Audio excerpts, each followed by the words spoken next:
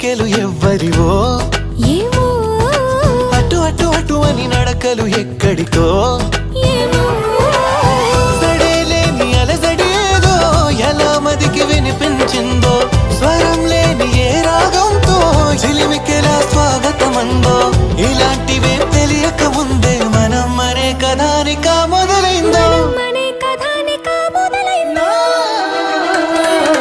ఇటు ఇటు ఇటు అని చిటికెలు ఎవ్వరివో ఏమో అటు అటు అటు అని నడకలు ఎక్కడికో